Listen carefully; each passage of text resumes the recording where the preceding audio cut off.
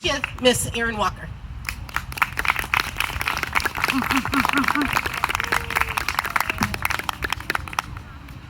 gonna take this mask off for a second. Can you hear me better now? Thank you, Gina. She got me all emotional right before I was in my headspace. So I was just asked to share a little bit of my story and what I feel about what's going on right now. Typically, I'm asked by people that are not of color what my fears are like, what I go through. So this is my response. So as a mother of 4 black sons and many other bonus sons that I have, I've never had the opportunity to forget that I was just that, a mother of black sons.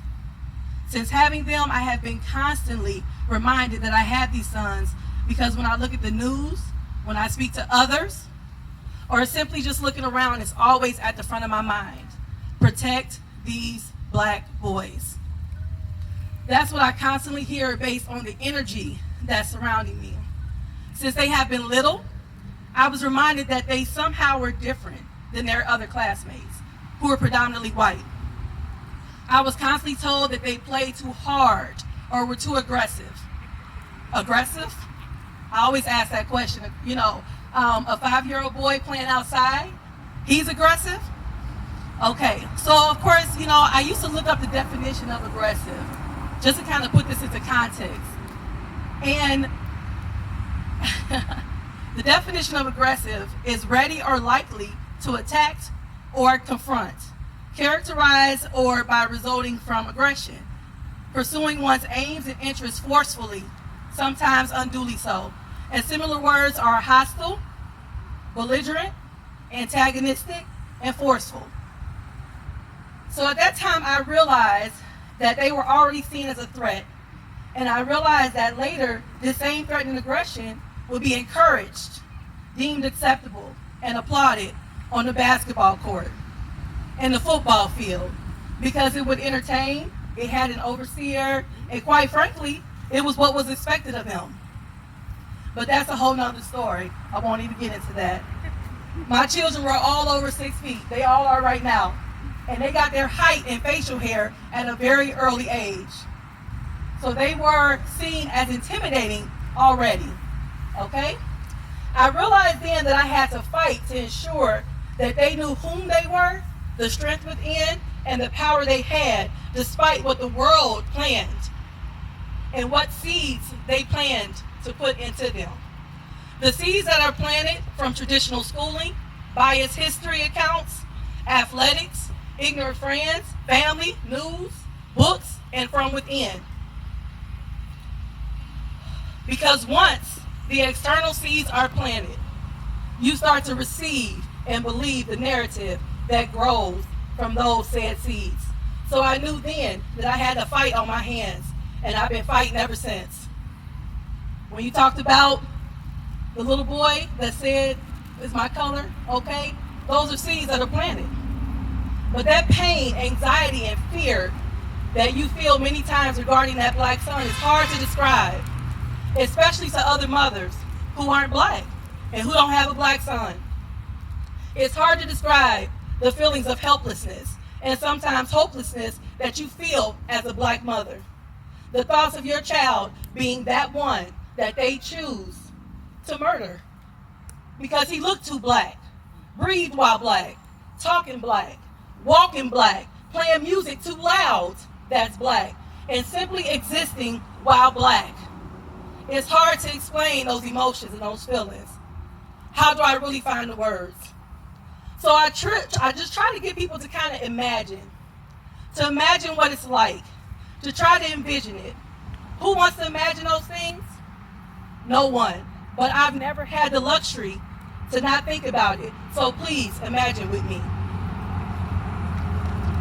Think back as a mother to the moment when your child went to their first homecoming dance, the prom outing, or date. Think about telling them to be home at, say, 10 o'clock. And you look up and it's midnight. You called them and texted them with no reply. You call friends and no one answers. Think about the things that go through your mind. Think about the visuals and fears that you have. Think about how helpless you feel. Think about how vulnerable and scared you are. Now times that by 10. And apply that feeling to every time your child goes out. I mean every day. Can you feel that? Imagine it. That's what black mothers feel all the time, especially when they see another murder plastered on video or lynching reported by the news, which we just had. The idea that your child can leave and not come back is indescribable. The fact that you have to have the talk about survival to go to the corner store or drive to a movie is saddening, but it's necessary. Keep your hands on the steering wheel. Don't wear your hoodie in the store. Don't carry a backpack, or they may think you're stealing. Or the talks of being great, but understanding that their greatness is seen as a threat to others. Walk tall, but not too tall. Speak bold, but not too bold. Be proud, but not too proud. Look them in the eye, but not too hard, because all of these are seen as aggression to those who fear you and will end you for simply being black and confident. As a mother, we feel as though we are here to guide and protect our babies. So imagine the torture that comes from speaking life into your children, knowing that you must prepare them for those who wish death. Imagine the pain we feel as mothers, knowing that we would lay down our lives for our children, but we know that we may not be there when someone else decides that they want to take their lives, and we can't jump in front of that bullet to save our child. The absolute feeling of helplessness has no words. To know that you get a phone call simply because your child was existing while black. Think about it. A phone call with no regards, no remorse, and no second thought. Just imagine that. Try to understand a fraction of why we fight, cry, pray, and act. I will leave you with this. As I speak about fear, please know the difference. The fear we have is not crippling fear. We walk in power, but we understand that we can't control others and that our children can be at the mercy of someone else's intentions. So I will continue to speak life into my children and others. I will continue to speak strength and power while others seek death. I will continue to tell them they can breathe. They will live. They can breathe. They will be seen. They can breathe. They do have power. They will walk in strength and not in death. And I challenge you to do the same. We must continue to cover them with light, love, knowledge of self, and strength as they walk through the valley of the shadow of death.